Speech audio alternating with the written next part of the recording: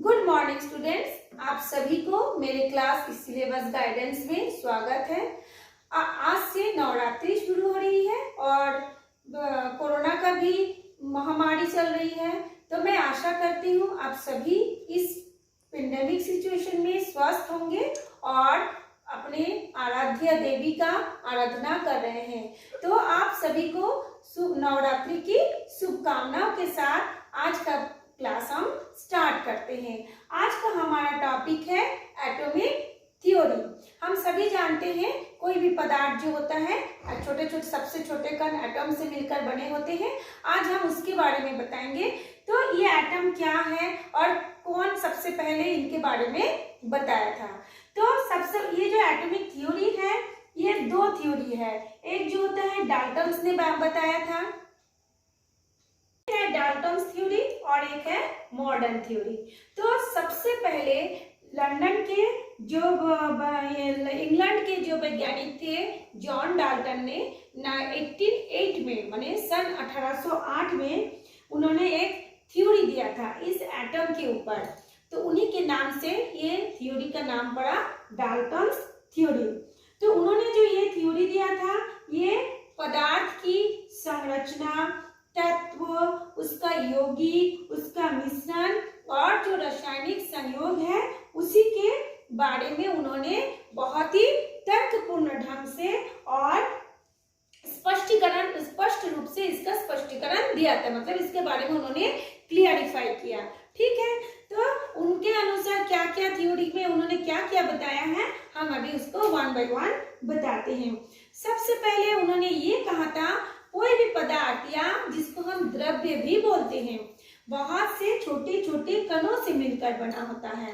उन्होंने पहले इन कणों का नाम दिया, सबसे पहले उन्होंने ही इन कणों का नाम दिया एटम, यानी जिसको हम हिंदी में परमाणु बोलते हैं।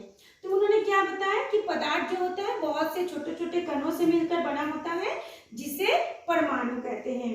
ठीक है, फिर उन्होंने बताया कि एक ही तत्व के सभी परमाणु समान होते हैं। सभी परमाणु समान होने का मतलब है उस परमाणु की शेप यानी आकृति, आकार, शेप, साइज, उसकी जो स्ट्रक्चर फॉर्म संरचना होती है या फिर उनकी जो प्रॉपर्टीज होती है, गुण होती है, वो एक जैसा होते हैं। और जो भिन्न भिन्न परमाणु होते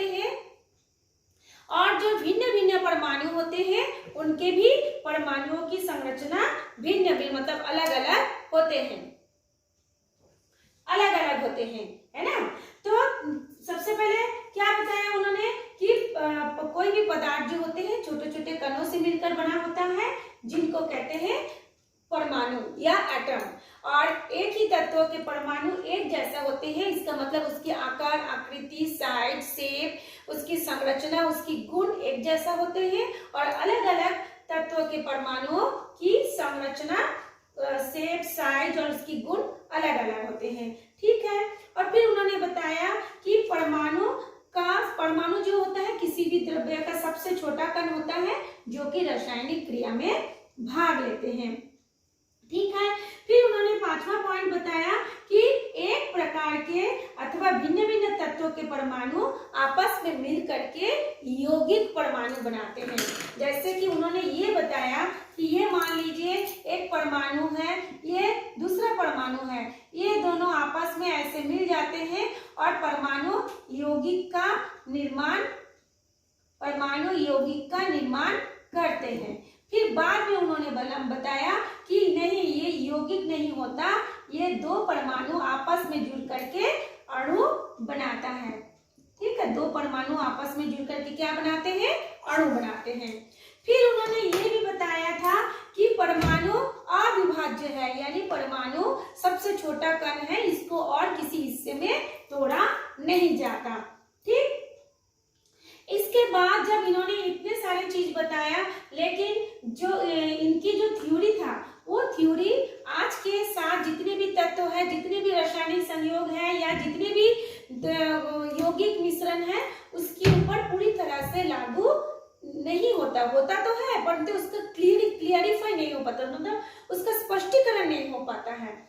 फिर क्या किए, कुछ साइंटिस्ट मिलकर के, कौन कौन से साइंटिस्ट, जैसे जे थॉमसन, फिर रदरफोर्ड और नील्स बोर, ये तीनों साइंटिस्ट मिल करके फिर उन्होंने इसी डाल्टन थ्योरी को थोड़ा सा और मॉडिफाई किया, उसके बारे में और कुछ जानकारी दिए, ठीक है।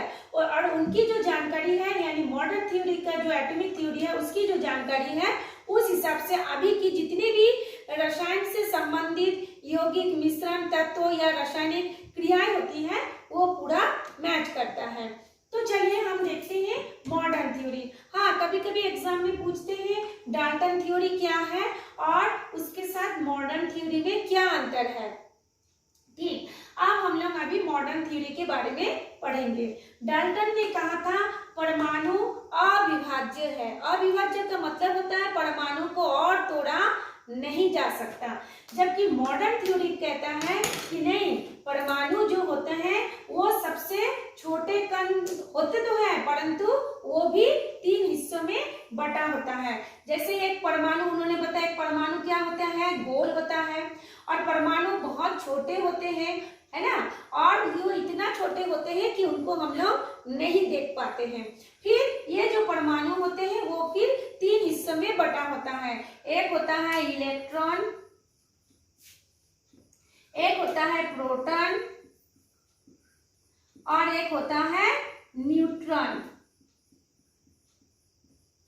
तो इलेक्ट्रॉन, प्रोटॉन और न्यूट्रॉन।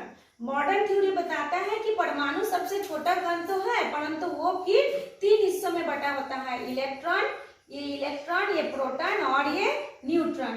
तो इलेक्ट्रॉन, प्रोटॉन और न्यूट्रॉन, ये जो एक परमाणु है, परमाणु के अंदर एक छोटा सा नाभिक होता है जिसमें क्या रहता है, प्रोटॉन प्लस न्यूट्रॉन होता है। परमाणु का नाभिक में प्रोटॉन और न्यूट्रॉन होता है, और इलेक्ट्रॉन जो होता है इसके चारों ओर रोटेट करता है, इस नाभिक के चारों ओर घूमता है। तो ये जो प्रोटॉन होता है ये धनात्मक आवेश होता है, प्रोटॉन क्या होता है, पॉजिटिव चार्ज, इलेक्ट्रॉन जो होता है वो नेगेटिव चार्ज होता है, और जो न्यूट्रॉन होता है वो उदासीन होता है, इसलिए उस पर यहाँ पे ये 0 लगा होता है, ठीक है। और ये जो प्रोटॉन और न्यूट्रॉन मिलकर नाभिक बनाता है और इलेक्ट्रॉन उसके चारों ओर जो रोटेट करता है, वो कैसे रोटेट करता है, जैसे प्रोटॉन होता है पॉजिटिव चार्ज और इलेक्ट्रॉन होता है नेगेटिव चार्ज, दोनों एक दूसरे को अट्रैक्शन करते हैं, खींचते हैं, आकर्षण करते हैं, जिस कारण ये दोनों जो है कभी भी अपने स्थान से हटके दूसरी जगह पे नहीं जाता। जैसे देखिएगा, हम लोग जानते हैं सूरज है, उसके चारों ओर क्या होता है, जितने सारे भी ग्रह है वो उसके चारों ओर रोटेट करता है, घूमता है। लेकिन जब पृथ्वी घूम रही है, बुध घूम रही है, शुक्र घूम रहे हैं, जितने सारे भी प्लेनेट है उसके जब घूम रहे हैं, उसके नीचे कोई उसका हाथ पैर नहीं है कि जिसके सहारे वो घूम रहे हैं, या उसके नीचे कोई धरती नहीं है जैसे हम लोग अपना धरती के ऊपर चलते हैं। फिर वो कैसे चलते हैं, वो भी इसी सिद्धांत पर है कि सूरज मान लेते हैं एक नाभिक है ना, सूरज क्या है, एक नाभिक है, मान लीजिए वो क्या बोलते हैं, प्रोटॉन और न्यूट्रॉन से मिलकर बना होता है, और हम मान लेते हैं जितने भी ग्रह उसके चारों ओर घूम रहे हैं वो अपने अपने अलग अलग कक्ष में वो क्या होता है, इलेक्ट्रॉन है। क्योंकि ये प्रोटॉन और इलेक्ट्रॉन हमेशा एक दूसरे को खींचते हैं, इसलिए जो है जितने सारे भी ग्रह है या जितने सारे भी ग्रह के उपग्रह है वो अपनी वृत्ताकार कक्ष में घूमते रहते हैं, कभी भी अपनी कक्ष से हट करके दूसरे कक्ष में नहीं जाते हैं, क्योंकि ये इसको खींचता है और इलेक्ट्रॉन प्रोटॉन को खींचता है, प्रोटॉन इलेक्ट्रॉन को खींचता है। इस तरह से वो अपना कक्ष को छोड़कर कभी बाहरी कक्ष में नहीं जाता। सेम वही चीज हमारे यहाँ पे इलेक्ट्रॉन, प्रोटॉन और ये परमाणु के बीच में भी होता है। तो सबसे पहले उन्होंने बताया कि परमाणु अविभाज्य है, जो कि मॉडर्न थ्योरी ने उसको बताया कि ये गलत है, परमाणु अविभाज्य नहीं है।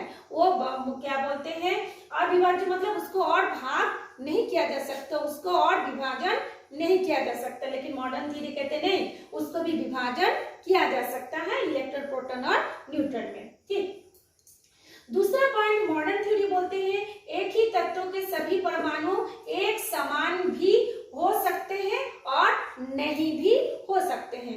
डाल्टन ने बताया था कि एक ही तत्व के सभी परमाणु एक जैसा होते हैं, मतलब उसकी संरचना, उसकी आकार, आकृति, उसकी उसकी जो गुण, उसकी जो प्रॉपर्टीज होती हैं वो एक जैसे होते हैं। लेकिन मॉडर्न थ्योरी कहते हैं कि नहीं, हमेशा ऐसा सही नहीं होता, कभी कभी थोड़ा सा उसका हट के भी होता है। वो कैसे, मैं आपको एग्जांपल देके बता रही हूँ। जैसे देखिए यहाँ पे है क्लोरीन, क्लोरीन का ऊपर में क्लोरीन 2 लिखी हुई, एक क्लोरीन ये और एक क्लोरीन ये, दोनों का परमाणु क्रमांक, जो ऊपर में लिखा है वो है परमाणु क्रमांक, जो नीचे लिखा है वो है परमाणु द्रव्यमान, यानी जो एटॉमिक नंबर और एटॉमिक मास।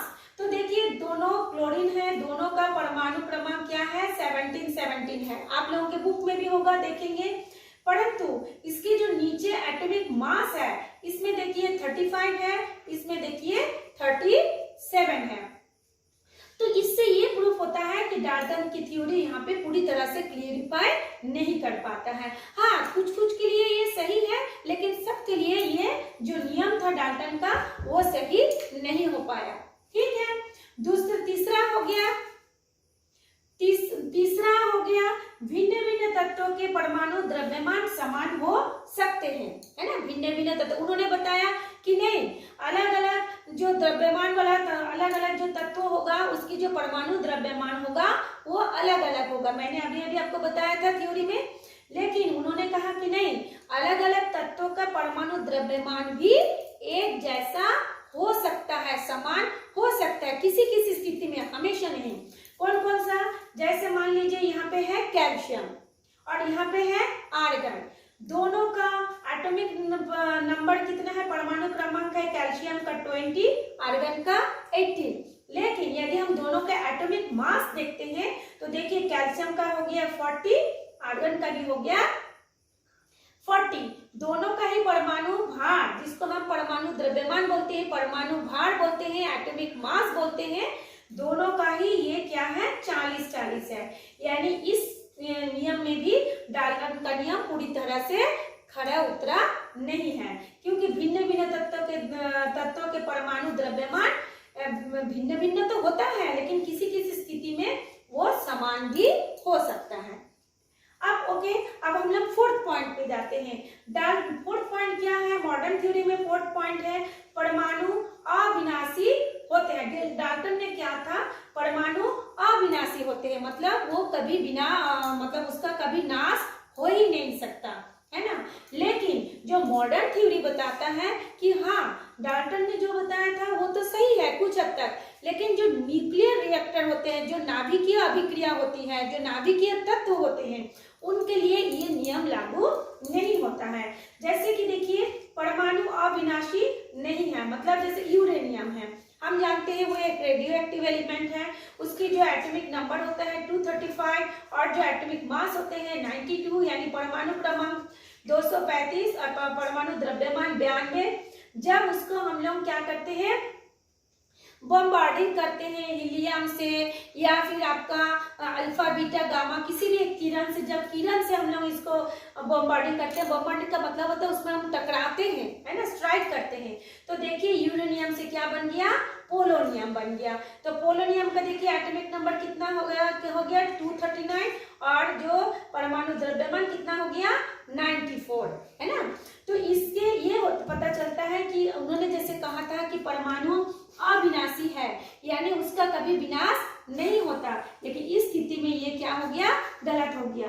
कभी कभी क्या होता है, ये जो यूरेनियम से एक ऐसे तत्व भी बनते हैं जिसमें इसकी संख्या क्या होती है, घट भी जाती है, इसकी संख्या और इसकी संख्या क्या होती है, घट जाती है। तो उस स्थिति में ये डाल्टन का थ्योरी पूरा नहीं खड़ा उतरा। फिफ्थ पॉइंट है परमाणु एक सूक्ष्मतम कण है जो रासायनिक क्रिया में भाग लेता है। हाँ, ये कुछ हद तक सही है, सही में परमाणु सूक्ष्मतम कण तो है, मतलब किसी भी तत्व का सबसे सूक्ष्मतम कण परमाणु है जो कि रासायनिक क्रिया में भाग लेता है, ये सही है। परंतु ये जो भाग लेता है, इनमें से ये जो इलेक्ट्रॉन प्रोटॉन न्यूट्रॉन है वो किस तरह से भाग लेता है वो क्लियरिफाई नहीं कर पाया, लेकिन ये सही है कि परमाणु सूक्ष्मतम कण है जो रासायनिक क्रिया में भाग लेता है। आई थिंक आप लोगों का ये पूरा क्लियर हो गया होगा। चलिए अब हम लोग नेक्स्ट पॉइंट पे में जाते हैं। अभी हमने बहुत से बताया कि एटॉमिक मास यानी परमाणु द्रव्यमान के बारे में हमने बहुत कुछ अभी बताया। अब ये परमाणु द्रव्यमान होता क्या है, या परमाणु मिलकर जो अणु बनता है उसको द्रव्यमान होता क्या है, उसके बारे में अभी हम लोग पढ़ेंगे। द्रव्यमान का मतलब होता है मास का मतलब वो कितना वो भारी है, कितना वजन है उसका, है ना। तो जैसे कि हम जानते हैं परमाणु बहुत छोटा है, ठीक, ये तो सब जानते हैं, हम लोग खाली आंखों से उसको देख ही नहीं पाते हैं। और ऊपर से परमाणु फिर इलेक्ट्रॉन प्रोटॉन न्यूट्रॉन से बना है, वो तो और छोटा है। और इलेक्ट्रॉन जो होता है हमेशा रोटेट करता है, घूमते रहता है, चाहे आपको हमेशा गतिशील अवस्था में रहता है, यानी वो हमेशा मूवमेंट करते रहता है। ऐसी स्थिति में जो हमेशा मूवमेंट करता है और उसका एक हिस्सा स्थिर रहता है, नाभिक में जमा हुआ रहता है 2 हिस्सा, इसी स्थिति में उसकी जो द्रव्यमान है उसको निकालना बहुत कठिन होता है। फिर भी उसको निकालना तो पड़ेगा ही, क्योंकि हम जो चीज पढ़ेंगे साइंस, वो हमारा पूरा हमको वो क्लियरिफाई होना चाहिए कि हम ऐसा नहीं कि वो चंदा मामा है हम मान लिए, अगर वो चंदा मामा है तो उसका भी साइंस प्रूफ करके दिखाता है, तो हमको भी इसको प्रूफ करके दिखाना पड़ेगा कि ये कैसे होता है। तो ये एक समस्या जब हमारे सामने आ गई, तब जो इंटरनेशनल यूनियन ऑफ केमिस्ट यानी पूरे अंतरराष्ट्रीय जो रसायनज्ञ थे, उन्होंने इसके बारे में रिसर्च किए। रिसर्च करने के बाद उन्होंने एक ऐसा एटम खोजा, उन्होंने एक ऐसा तत्व खोजा जिसका कि ये परमाणु क्रमांक कभी नहीं बदलता, जिसको कहा जाता है स्थायी समस्थानिक। यानी ये जो कार्बन 12 होता है, ये होता है स्थायी समस्थानिक, मतलब इसका जो द्रव्यमान है वो कभी भी नहीं बदलता। फिर उन्होंने कहा कि ठीक है, जब इसका द्रव्यमान कभी नहीं बदलता है तो इसी को हम लोग आधार मानेंगे, मतलब इसी को हम स्टैंडर्ड मानेंगे, और इसी को मानते हुए हम बाकी जितने भी परमाणु का द्रव्यमान होगा उस हिसाब से हम लोग उसको निकालेंगे। जैसे हम लोग देखिए, जो तराजू में हम नापते हैं, एक स्टैंडर्ड जो वजन होता है 1 किलो का वजन, 5 किलो का वजन, इसको हम मान लेते हैं कि इतना जो चीज है वो 1 किलो का है ना। तो उसी तरह से उन्होंने ये जो मास को निकालने के लिए एक कार्बन का 12 का एक जो स्थायी समस्थानिक है उन्होंने उसको लिया है। अब इसी के आधार पर उन्होंने बाकी द्रव्यमान जो है परमाणु द्रव्यमान को निकाले हैं। तो हम लोग यदि हमको पूछा जाए जो एटॉमिक मास क्या है, उसका हम डेफिनेशन कैसे देंगे, तो उसका डेफिनेशन हम ऐसे देंगे कि परमाणु मास मतलब एटॉमिक मास यानी परमाणु द्रव्यमान वह संख्या है, वो क्या है, एक संख्या है जो यह दर्शाता है कि उसके एक परमाणु का औसत द्रव्यमान कार्बन के 1/12वें भाग से कितना गुना अधिक है। 1/12वें भाग का मतलब क्या है, देखिए मैं बता रही हूँ, इसको थोड़ा सा मैं डस्टिंग करके बता रही हूँ, रुकिए।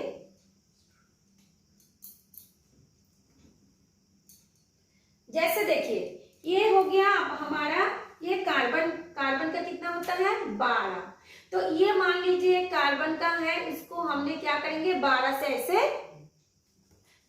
ऐसे हिस्सा करेंगे, ऐसे 12 हिस्सा करेंगे, है ना। जैसे मैं इधर से बता रही हूँ, जैसे मान लीजिए एक रोटी है, माँ बनाई एक रोटी, 4 हम लोग हिस्से हैं परिवार में, हम फैमिली हैं, तो माँ एक रोटी बना के बोली कि चलो आप लोग बराबर 4 हिस्सा करके इसको टुकड़ा करके खा लो। तो हम लोग क्या करते हैं, बीच में एक फोल्ड करते हैं, फिर हम लोग इधर से एक फोल्ड करते हैं, फिर एक एक टुकड़ा हमको मिल जाता है। अब माँ पूछती है कि तुमको कितना हिस्सा मिला, एक एक जन को कितना हिस्सा मिला, तो हम बोलेंगे क्योंकि एक रोटी का 1/4 हिस्सा, हम ऐसे बोलते हैं ना, यानी 1/4 बोलेंगे। उसी तरह से ये जो कार्बन 12 है, इसको ये जो समस्थानिक, ये जो कार्बन 12 को जो हम लोग स्थायी समस्थानिक मान लिया गया है, उसका भी ऐसे 12 हिस्सा करते हैं, और उस 12वें हिस्से को, एक एक हिस्से को हम क्या बोलेंगे 1/12, ठीक है। तो 1/12वें हिस्से से वो कितना गुना अधिक है उसको कहा जाता है एटॉमिक मास। तो हम क्या बोलेंगे कि एटॉमिक मास वह संख्या है, मतलब उसको हम जो यह एक संख्या मान लेंगे हम लोग, जैसे क्योंकि 1/12 है तो एक संख्या है, हम उसको एक नंबर मानेंगे। तो एटॉमिक मास वह संख्या है, एटॉमिक मास वो संख्या है जो यह दर्शाता है कि जो भी मतलब परमाणु का हम मानेंगे वो यह दर्शाता है कि कार्बन के 1/12वें भाग से वो कितना गुना अधिक है। ठीक है, अगर ये 1/12वें भाग मतलब क्या होता है, AMU, उसको बोलते हैं एटॉमिक मास यूनिट। इसका जो इकाई होती है, किसी भी एटम मास का जो इकाई होती है उसको कहा जाता है एटॉमिक मास यूनिट। यानी 1 AMU बराबर क्या होगा, 10⁻12 एटम के 1/12वें भाग का द्रव्यमान, है ना। 1/12वें भाग में जितना द्रव्यमान होता है वो होता है 1 AMU, माने इसका यूनिट। अब उसका कितना वैल्यू होगा, 1.66033 इंटू 10⁻⁻27 किलोग्राम होता है 1 AMU का वैल्यू। ठीक, ये हो गया हमारा एटॉमिक मास। उस तरह से अब हम लोग पढ़ेंगे मॉलिक्यूलर मास, है ना। मॉलिक्यूलर, जैसे हम जानते हैं 2 परमाणु जुड़ करके एक अणु बनाते हैं, उसी तरह से जो एटॉमिक मास का डेफिनेशन हमने बताया, सेम डेफिनेशन वैसे ही होगा, खाली इसमें परमाणु की जगह में अणु शब्द को जोड़ा जाएगा। जैसा हमने बताया था एटॉमिक मास क्या है, एटॉमिक मास वो संख्या है जो यह दर्शाती है कि वो जो उसकी जो द्रव्यमान होगा वो कार्बन के 12वें भाग से कितना गुना अधिक है। या फिर उस जगह में हम अणु शब्द को लगाएंगे कि मॉलिक्यूलर मास वो संख्या है जो यह दर्शाता है कि वो कार्बन के 1/12वें भाग से कितना गुना अधिक है। यानी कितना गुना अधिक है मतलब कितना गुना अधिक भारी है। यहाँ द्रव्यमान का मतलब क्या है, भार होता है ना, द्रव्यमान का मतलब क्या होता है, भार है। तो मॉलिक्यूलर मास क्या बोलेंगे कि किसी भी मॉलिक्यूल का द्रव्यमान वो संख्या है जो यह दर्शाता है कि वो कार्बन 12 के 1/12वें भाग के द्रव्यमान से कितना गुना भारी है। तो ये था आज हम लोगों का एटॉमिक मास और मॉलिक्यूलर मास के बारे में हमने बताया, डाल्टन्स थ्योरी के बारे में हमने बताया, मॉडर्न थ्योरी के बारे में हमने बताया, और उसमें पूरा डिटेल्स में बताया कि मॉडर्न डाल्टन थ्योरी ने क्या बताया था और मॉडर्न थ्योरी में उसमें क्या मॉडिफाई करके बताया। तो आशा करती हूँ आप लोगों को समझ में आया होगा। आप इसको थोड़ा बुक में भी है पढ़ लीजिए, एक बार मेरे वीडियो को भी देख लीजिए, फिर दोनों को आपको पढ़ेंगे तो समझ में आ जाएगा। आप इसको देखिए, अपने फ्रेंड को भी बोलिए देखने के लिए, ताकि वो भी लॉकडाउन में बैठ के कुछ तो काम करे, कम से कम इस वीडियो को देख के इतना ही समझ जाए कि क्या है, भले ही बुक्स पढ़ने के लिए समय ना हो। और हाँ, नौ दुर्गा में पूजा पाठ भी करना जरूरी है, क्योंकि वो साल में 2 ही बार आते हैं। पूजा करने के साथ साथ ये भी हमारे एक पूजा है, क्योंकि ये भी माँ सरस्वती का देन है या किसी भी ऊपर वाले का देन है, इसको भी हम पढ़ेंगे, वो भी पूजा ही होती है। तो आज के लिए इतना ही। मुझे देखने के लिए आप सभी को बहुत बहुत धन्यवाद।